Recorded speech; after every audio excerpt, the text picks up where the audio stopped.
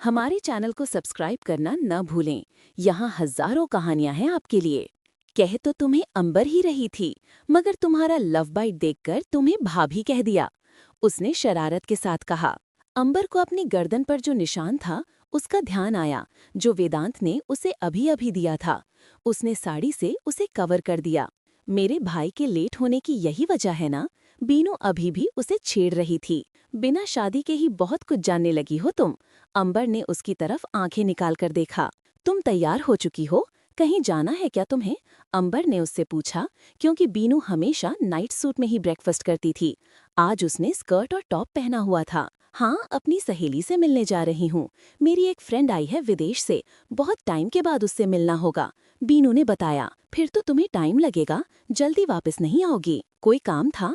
अगर कोई काम है तो मुझे बता दो, मैं नहीं जाऊंगी, कल मिल लूंगी उससे, बीनू ने कहा। नहीं, ऐसा कोई काम नहीं था, बस मुझे बाजार जाना था, मगर मुझे जल्दी वापस आना है, तो हम दोनों का प्रोग्राम तो नहीं बन सकता। तुम्हें प्रोग्राम कैंसिल करने की कोई जरूरत नहीं। सही बात है अंबर, हम दोनों कल चलेंगे ना, अगर तुम्हें ज्यादा जरूरत ना हो सामान की। नहीं नहीं, बस ऐसे ही तुम अपनी फ्रेंड से मिलो और एंजॉय करो। वहां से निकल गई थी वो, गाड़ी से नहीं टैक्सी से गई। उसे फोन आया।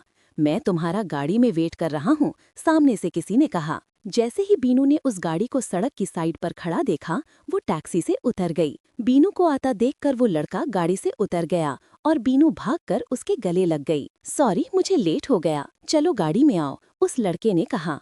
बीनू गाड़ी में आकर बैठ गई। अब लगो मेरे गले, वो लड़का बोला। तुम इतना डरते हो तो मेरे घर वालों से मेरा हाथ कैसे मांगोगे? अमन, मेरे डैड और भाइयों से बात करनी होगी, तभी हमारी शादी हो चुकी होगी। क्यों नहीं मांगूंगा, बिल्कुल मांगूंगा।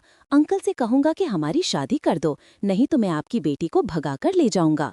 मैं नहीं चाहता कि तुम्हारे बारे में कोई बात करे, मैं इसीलिए कहता हूँ, डरता थोड़ी हूँ। और देख लेना, दोनों सालों से भी यही कहूंगा कि सीधे सीधे मेरी बात मानते हो तो ठीक है, नहीं तो तुम्हारी बहन को निकाल कर ले जाऊंगा। ये बातें मेरी फैमिली के आगे करना, तब देखूंगी मैं, मेरे आगे कहने की कोई जरूरत नहीं। बीनू हंस रही थी। ठीक है, चलो कहाँ चलना है? अगर तुम कहो तो मेरे फ्लैट पर चलते हैं, अगर तुम चाहो तो। अमन, वहाँ पर तुम्हारे फ्लैट पर क्या करेंगे? हम यहीं किसी रेस्टोरेंट में बैठते हैं।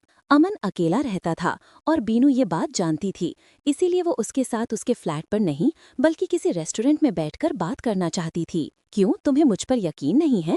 मैं तुम्हारा फायदा उठा लूंगा। अमन, तुझ पर खुद से ज्यादा यकीन है, इसीलिए तो आई हूँ जहाँ पर। सॉरी अगर तुम्हें बुरा लगा, मेरे कहने का मतलब वो नहीं था। तो फिर मेरे साथ चलो। ठीक है बाबा, चलो तुम्हारे फ्लैट पर चलते हैं। अमन ने गाड़ी फ्लैट की तरफ घुमा दी थी। थोड़ी ही देर में वो फ्लैट में पहुंच चुके थे। तुम्हारा फ्लैट तो बहुत सुंदर है, बीनू ने फ्लैट को देखते हुए कहा। वो अमन के साथ पहली बार उसके जहाँ पर आई थी। तो तुम्हें क्या लगा, अगर मैं अकेला रहता हूँ तो साफ सफाई नहीं रखता हूँ? मुझे साफ सफाई बेहद पसंद है, और साथ में मैं खाना भी बहुत अच्छा बनाता हूँ। आज तो मेरे हाथ का बना हुआ खाना खाना। तो ठीक है, शादी के बाद घर की पूरी जिम्मेदारी तुम्हारी होगी, जैसा मेरी जान का हुक्म होगा। वो अपनी चेस्ट पर हाथ रखते हुए उसके आगे झुक गया। और क्या जिम्मेदारियां होगी मेरी, मुझे ये भी बता दो, कहते हुए उसने बीनू को उठा लिया। बीनू ने उसके गले में अपनी दोनों बाजू डाल दी। और क्या जिम्मेवारियां होगी, बीनू सोचने लगी। घर का पूरी जिम्मेवारी तुम्हारी होगी, मुझे खाना बनाना भी नहीं आता, वो भी तुम्हें बनाना होगा। ठीक है, मैं आपका हुक्म का गुलाम रहूंगा। शादी के बाद गुलाम का जो सबसे जरूरी काम होगा वो तो तुम भूल गए। उसने बीनू को बेड पर बैठा दिया था। अच्छा, ऐसा कौन सा जरूरी काम है जो मुझे याद नहीं? जरा याद तो करो। वो सोचने की एक्टिंग करने लगी। तुमसे प्यार करना, थोड़ा नहीं बहुत सारा, कहते हुए उसने बीनू के माथे को चूम लिया। ये तो सबसे जरूरी काम है, मुझे याद ही नहीं रहा, बीनू बोली। वैसे प्यार कैसे करना होगा, कहते हुए उसने बीनू के होठों पर होठ रख दिए और उसे बड़े प्यार से किस करने लगा। तुम्हें ऐसे पसंद है? उसने हंसकर बीनू की तरफ देखा। अमन, ये बात गलत है। इसमें गलत क्या है, मैं तो पूछ रहा हूँ, तुम्हें ऐसे पसंद है या फिर? उसने बीनू को फिर किस किया। इस बार वो उसे डीपली किस कर रहा था। वो कितनी देर दोनों के होठों को चूमता रहा, और जब दोनों को ही सांस आनी बंद होने लगी तब उसने छोड़ा। ये क्या था, बीनू बोली। ये भी प्यार का एक तरीका है। मेरी जान को कौन सा पसंद है ये शादी से पहले पता चल जाए तो शादी के बाद आसान हो जाएगा। वो उसके साथ बैठ गया। मुझे दूसरा तरीके का ही ज्यादा पसंद आया, मगर शादी के बाद। बीनू ने उसकी बाह में अपनी बाह डाली और उसके कंधे पर सर रख दिया। मुझे भी दूसरा तरीका ज्यादा पसंद है, अमन बोला। तो हम दोनों की तो खूब बनेगी। हमारे चैनल को सब्सक्राइब करना ना भूलें। यहाँ हजारों कहानियां हैं आपके लिए। ये भी प्यार का एक तरीका है। मेरी जान को कौन सा पसंद है, मुझे शादी से पहले पता चल जाए तो शादी के बाद आसान हो जाएगा। वो उसके साथ बैठ गया। मुझे दूसरा तरीके का ही ज्यादा पसंद आया, मगर शादी के बाद। बीनू ने उसकी बाजू में अपनी बाजू डाली और उसके कंधे पर सर रख दिया। मुझे भी दूसरा तरीका ज्यादा पसंद है, अमन बोला।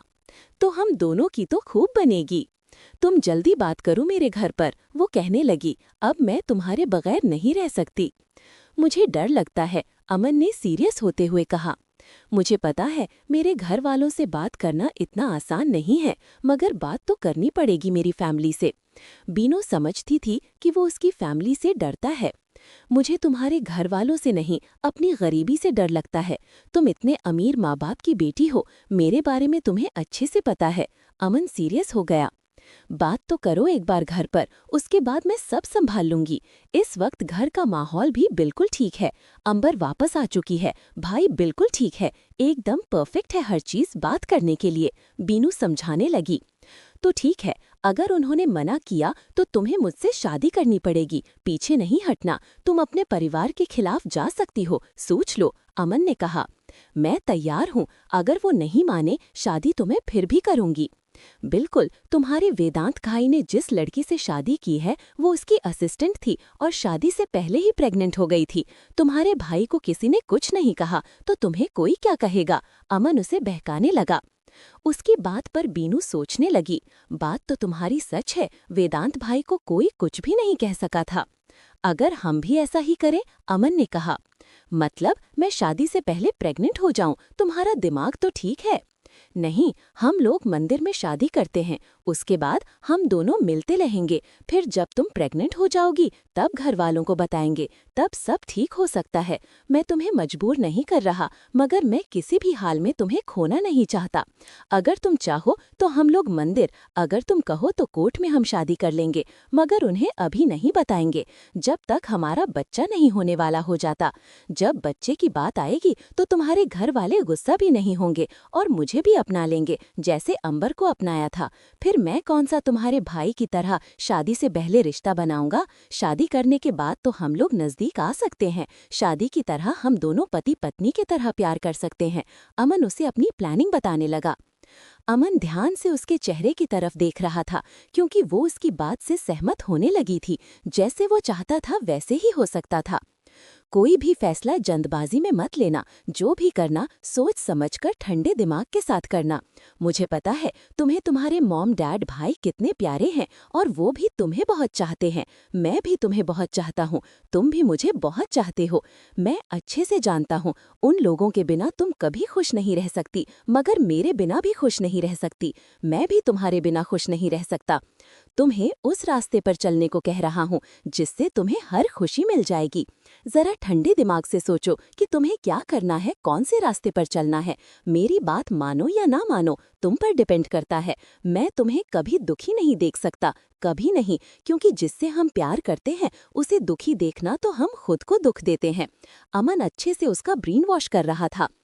वो चाहता था कि किसी तरह से उसके साथ शादी करे। शादी की बात सीधा सीधा नहीं मानेगी, उसे ये बात अच्छे से पता थी। बीनू अपनी फैमिली से बहुत ज्यादा अटैच थी। अमन चाहता था कि उन दोनों के अफेयर की बात बाहर आए उससे पहले उनकी शादी हो जाए। अगर शादी हो जाए फिर उसकी फैमिली कुछ नहीं कर सकेगी। वो उस रवि का भाई था जिसने अंबर का फायदा उठाने की कोशिश की थी। उस बात पर वो वेदांत पर बेहद गुस्सा था कि उसने उसकी जगह अंबर के साथ था। कब से रवि की अंबर पर नजर थी, मगर वेदांत ने उसके साथ उस रात को ही नहीं बल्कि उसके साथ शादी की और अब दोनों साथ रह रहे हैं, खुश हैं। अंबर वेदांत से प्यार करने लगी है तो वो अपनी नफरत, अपना गुस्सा वेदांत की फैमिली पर निकालने वाला था।